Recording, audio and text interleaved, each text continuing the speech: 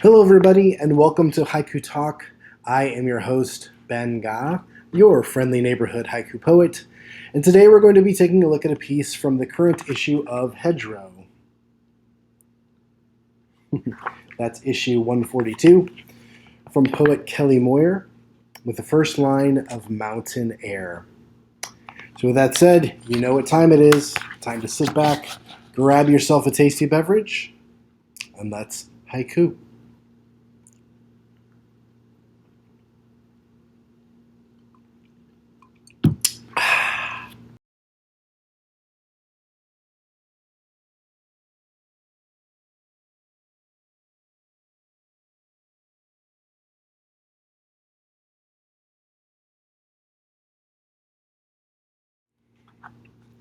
Welcome back, everybody. It's good to be with you again here at Haiku Talk, and got a wonderful poem here today. Let's just get right on to it, shall we? This is from Kelly Moyer, again from the latest issue of Hedgerow. That's 142. The poem goes like this. Mountain air, the scent of needing nothing more. Mountain air, the scent of needing nothing more. Such a very nice, peaceful, warm poem. And it's one of these that, you read through a good issue of a journal like this, and you got lots of things that you like. Things that have all sorts, excite you or entice you for a number of reasons. This one I just kept coming back to because it's just relaxing. It's just a poem that takes you to a very special place, leaves you there to linger, and you stay as long as you wish. And we all need to be taken to a place like that from time to time, to be reminded that things like that exist.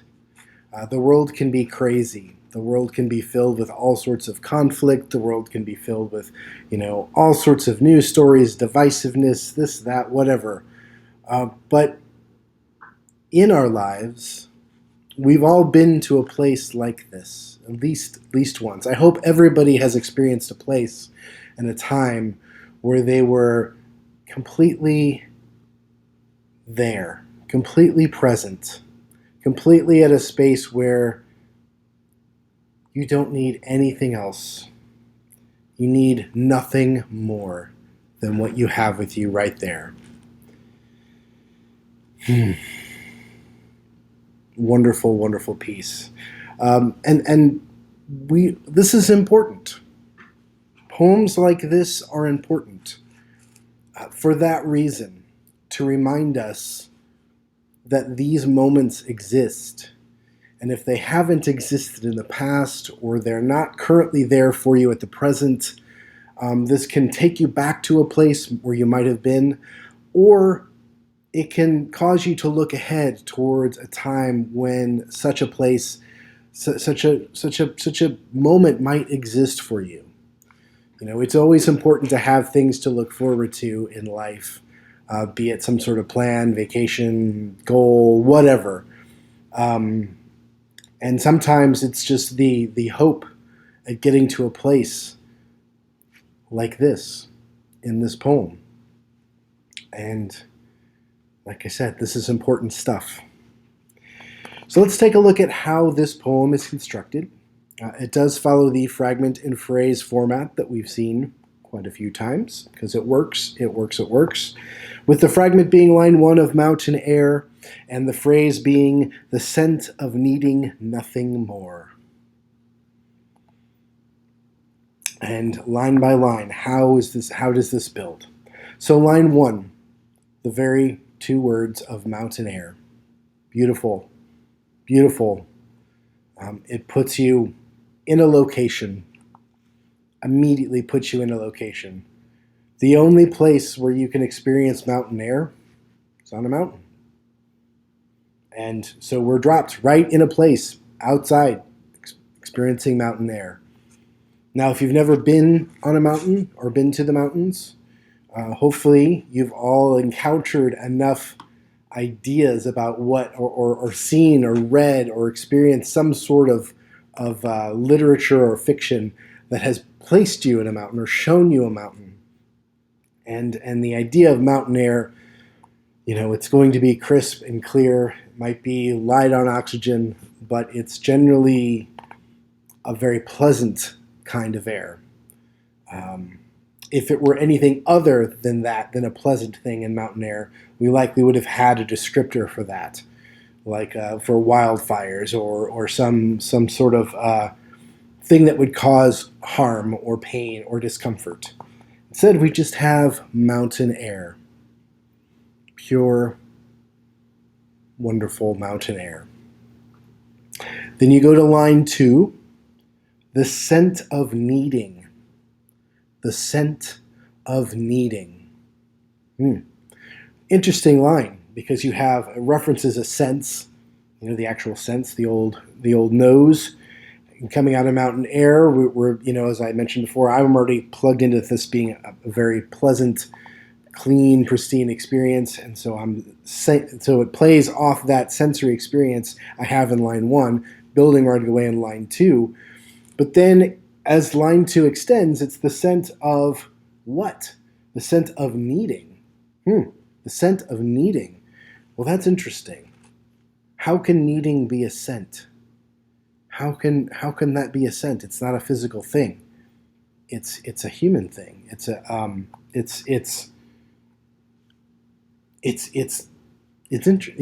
intriguing. So I'm immediately thrown, because the first 2 lines of line 2 link immediately to the 2 words of line 1. And then the last 2 words of line 2 take me to another place where now I'm curious. Suddenly the poem has shifted a little bit, shifted its perspective, and now I'm not quite so sure where I am or where I'm going. And so I have this little bit of discomfort, this little bit of piqued interest, this little bit of, what's going on here? And then I get to line 3, which says, nothing more. Nothing more. Now I get it. Now I get it. Now I know what the scent is needing. It doesn't need anything else. It's complete. It's absolutely perfect as it is. It's calling attention to that fact.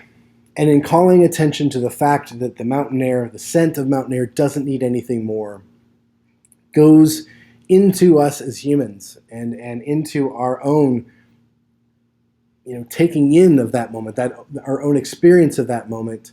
And just as the mountain air doesn't need anything more, I find myself in this moment feeling that same way. I don't need anything more.